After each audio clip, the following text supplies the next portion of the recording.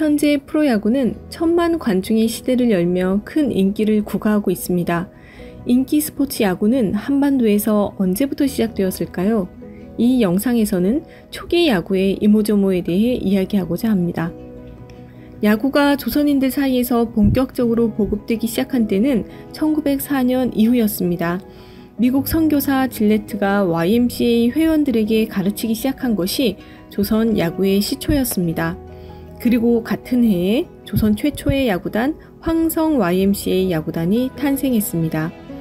황성 YMCA 야구단의 실력은 일취월장했습니다. 1911년에는 미국 선교사팀을, 1912년에는 일본팀인 동양 척식주식회사, 조선은행 등을 이겼습니다. 이러한 승리는 잠시나마 식민 지배의 서름을 떨쳐낼 기회였을지도 모릅니다. 야구가 청년들의 능력 배양과 일제에 대한 저항의 표현으로 인식되었기 때문이죠. 자신감이 충만해진 황성 YMCA 야구단은 같은 해 여운형을 단장으로 하여 일본 원정을 떠났습니다. 이때도 일본 원정에 나서는 조선인들의 모습을 보고 일본인들은 조선인이 전쟁에 임하는 듯 하였다. 일본을 정복한다는 결심으로 피가 끓었다 라고 표현하였습니다. 하지만 결심에 비해 결과는 좋지 않았습니다.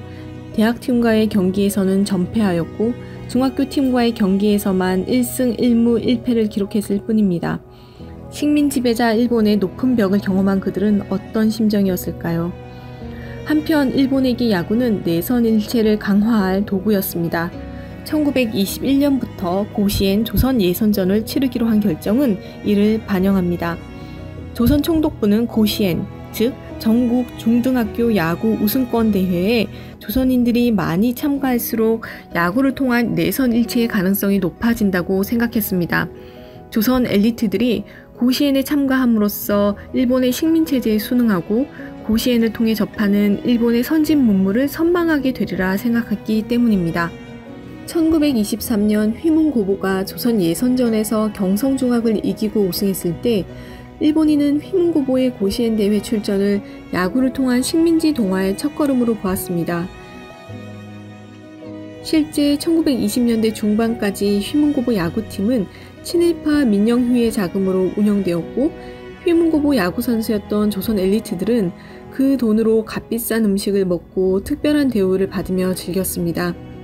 일본이 야구를 식민지 동화의 수단으로 인식한 이유를 짐작해야 합니다. 하지만 보통의 조선인들도 엘리트들과 같은 마음을 가졌던 것은 아닙니다. 조선인들은 평소 야구에 큰 관심을 가지지 않다가도 한일전이 있는 날이면 경기장에 몰려가곤 하였습니다. 1931년에 펼쳐진 배제고보와 경성중학의 한일전에는 1만 명이 넘는 조선인들이 방문하여 조선팀을 응원하였습니다. 야구의 민족의식을 투영한 조선인들의 태도는 작가 시문의 시 야구에서도 볼 수 있습니다. 이 시에서 작가는 피처에 꽂아 넣는 스트라이크는 수척의 폭탄, 배트로 갈겨내친 볼은 수레의 포환이라고 표현하였습니다. 물론 폭탄과 포환은 검열을 당해 삭제되었습니다. 이처럼 일제강점기 야구는 한국인의 민족의식과 조선 엘리트들의 체제 순응, 일본의 내선일체 강화의 노력이 조우하였던 지점이었습니다. 해방 이후 야구는 미군정의 도움으로 더욱 확산 보급되었습니다. 미군정은 미국의 국기처럼 여겨지던 야구를 친선의 수단으로, 민주주의 이식의 수단으로 사용하였기 때문입니다. 미국은 한국인과의 야구 경기를 열어 미군의 사기를 진작시키는 것은 물론 미국인과 한국인 사이의 친선을 도모하고자 하였습니다.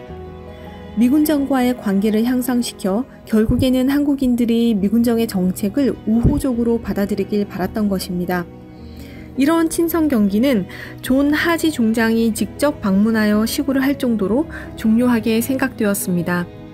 또한 미군 정식이 조선의 야구인들이 미국으로부터 받았던 야구공 등과 같은 물질적 도움은 이후 야구 청룡기 대회 창설로 이어졌습니다. 미군정의 야구 지원이 이후 한국 야구가 발전해 나가는 데 있어 중요한 기반이 되었던 셈입니다.